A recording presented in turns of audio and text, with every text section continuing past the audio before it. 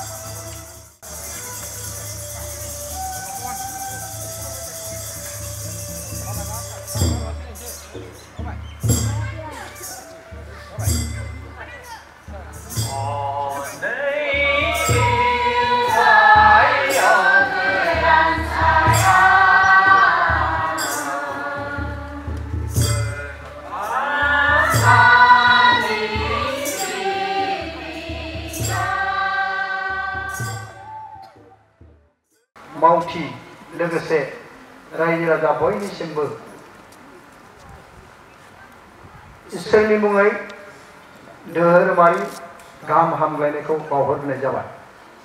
जोंहा हाबाफारि बायदियै जोंनि धोरोमारि जाथाखौ जों बिरहोबाय। अरांबिया बाथौ गौथुमनि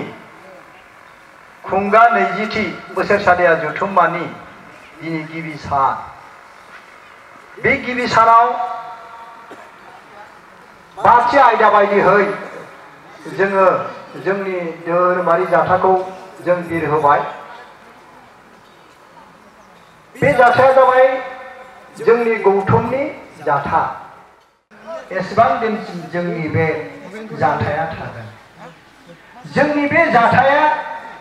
जोंनि देरहासार, जोंनि गोख्रों राफोदै थांनानै थानायनि मोनसे सिनायथि। बे आयदायाव जोंनि फिरफिलानि बे जाथानि ओंथिफोरखौ आं बुंनो लुबैयाखै। हारिनि बर' हारिनि मोनसे बैखिष्ट बेखौ गारनानै रावबो बर' सुबुङा गावखौनो आबुं बर' होननानै सिनायथि होनो हाया। मोनसे हारिया मोनसे हारि हिसाबै सिनायथि लानो थाङोब्ला गावनि राव, थुनलाइ, हारिमु, धोरोम बेफोर मोनफा मोनफा सिनायथि थायो।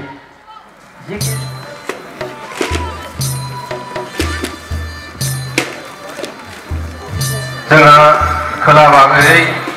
गोथैसि बावनाय हाबाफारि जागोन। बेखौ बावजेनगोन जोंहा अरां बाथौ महासभानिनो लेङाइ आफादगिरि मानगोनां मुस्रि जुगेन बसुमतारी बिथांखौ जोंनि बे गोथैसि बावनाय जायगासिम फैनो थाखाय आं खावलायबाय। अरां दग्रा बाथौ गौथुमनि दिनै बे गोथार फुंबिलि समाव आंखौ गोथैसि बावनाय हाबाफारियावहा आयदाफारि बायदि थि खालामनानै होदों। दा बिनि सिगाङावनो आङो जायफोर सुबुंफोरा जोंनि बे खेराइ होनायनिफ्राय बाथौ धोरोमखौ फोथांना लाखिबाय,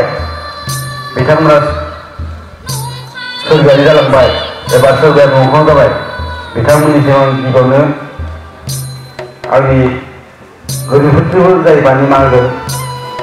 बिथांमोननि सायाव आसा थाबाय।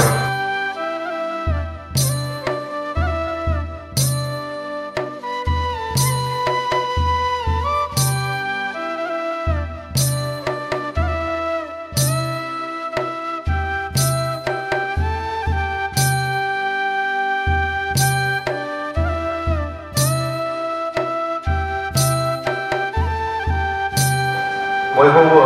साफा साफायै फारियै बावलांनो थाखाय आं खावलायबाय।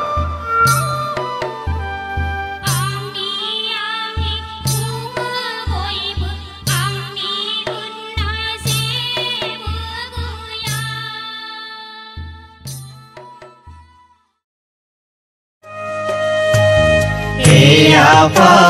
berai batu serjigirina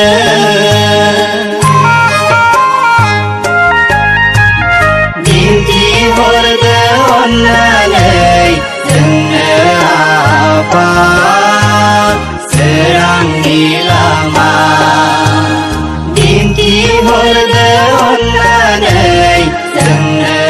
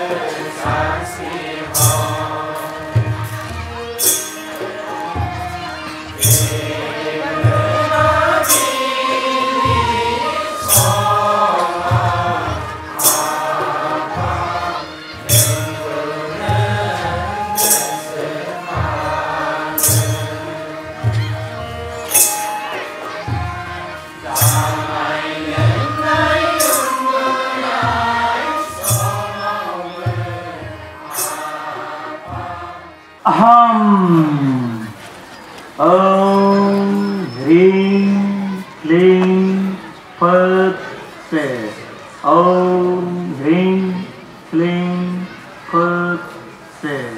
ओम ह्रीं क्लीं फट से अदे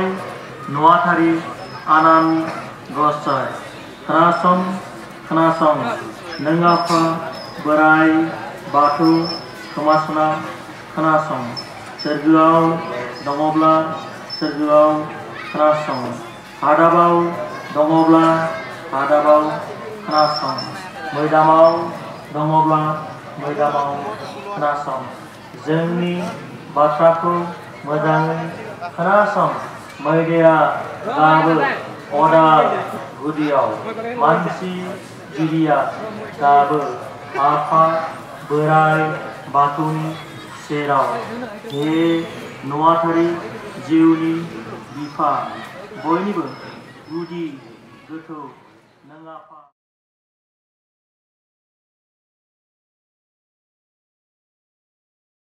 हाबाफारिखौ सामलायलांनाय सामलायगिरि बिथांमोन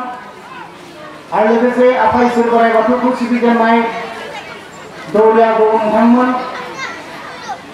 बियाबनि गुबै आफादनि नेहाथारि गुबुन बिफानाव थानाय बिबानगिरि नोंथांमोन लाइमोन बिफाननि माइनाव बिफाननि बिबानगिरि नोंथांमोन लोगोसे जिल्ला गौथुमनि बिबानगिरि नोंथांमोन बुद्धर गामिनि लेगा गाहाय सुजुगिरि जुगेन चन्द्र बसुमतारी आरो बेवहाय गासै पेजा 1 निफ्राय 8 जिनैसिम दङ आरो बेवहाय रायथाइ बाहागोआ गासै मोनगु दङ खन्थाइ बाहागोआ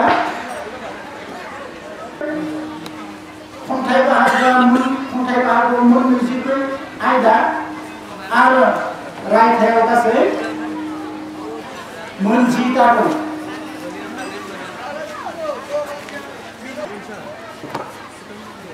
एसेनोसै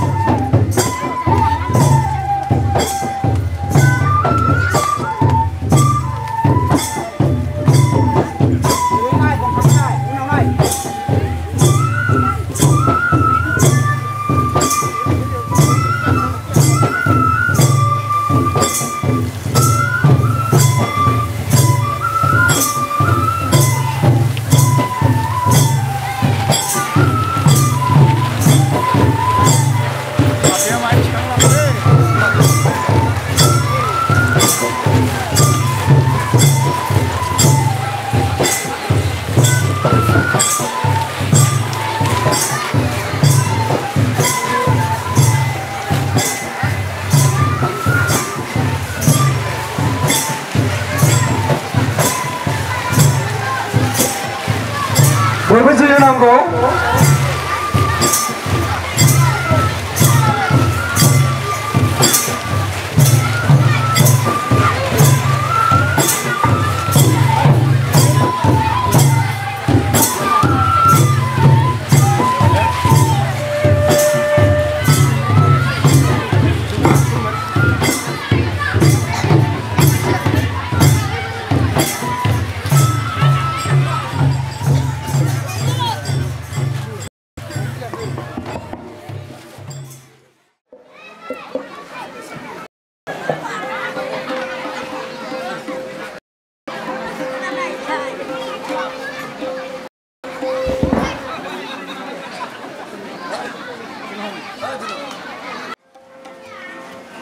जय जाथों धोरोमा जय जाथों बाथौ धोरोमा जय जाथों आन्दाय नाथाया बुहुमाव जों बाथौ धोरोमखौ सिबिसारदों आन्दाय नाथाया मुलुगाव जों बाथौ धोरोमखौ गोसारहोदों आन्दाय नाथाया बुहुमाव जों बाथौ धोरोमखौ सिबिसारदों आन्दाय नाथाया मुलुगाव जों बाथौ धोरोमखौ गोसारहोदों ओं ग्रिं ग्रिं फटसे ओं ग्रिं ग्रिं फटसे ओं ग्रिं ग्रिं फटसे जै जाथों बाथौ धोरोमा जै जाथों बाथौ धोरोमा जै जाथों ओं ग्रिं ग्रिं फटसे ओं ग्रिं ग्रिं फटसे जै जाथों बाथौ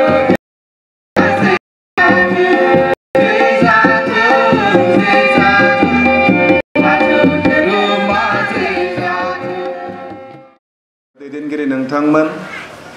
आरो बे दिनै हाबाफारियाव अरां बियाबनि सिङाव थानाय गुबुन गुबुन गामिफोरनिफ्राय नुजाथिफैनो हानाय गासैबो बाथौ सिबियारि आइ आफा बिदा फंबाय बिबै बिनानाव रायजो राजा नोंथांमोन गिबि गिबियावनो नोंथांमोन बयनिसिमबो आंनि खुलुमनायखौ जासिहरग्रोदों आरो लोगोसे आंनि गाहाम अनसायनाय आरो फैबाय थानाय जे इंराजि गोदान बोसोर 2019 बिनिबो आंनि गाहाम अनसायनायखौ